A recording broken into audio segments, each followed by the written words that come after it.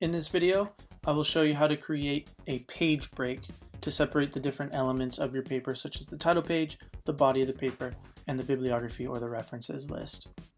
If you've watched the related video on Google Docs, the process is pretty similar between Word and Google Docs. It's important to note that I'm working on a newer MacBook Pro using the newest version of Word, the 2019 version, but regardless of the type of computer or the version of Word that you're using, the page breaks process is pretty much the same. Every once in a while, I see students in the Writing Center who have papers in which they've simply added blank lines to separate the body of the paper and the bibliography and get the bibliography onto the next page like this. Now, sometimes this works, but usually it creates problems because if you make any changes whatsoever to the body of the paper, the bibliography will be moved around.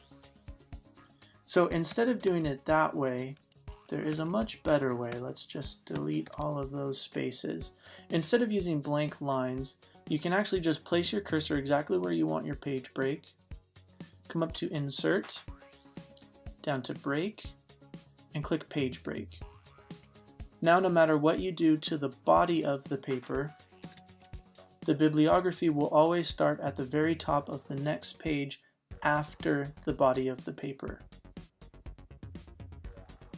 You can do the same thing to create your title page. You can click Insert, Break, Page Break, and now you've got a blank page where you can type up your title page. In addition to going through the Insert menu,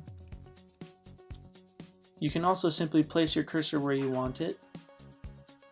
And on an Apple computer, you can press Command Enter, and you have a page break. You do the same thing with a Windows computer by pressing Control Enter. You don't have a command button, but you can press Control Enter and it will insert a page break just like that.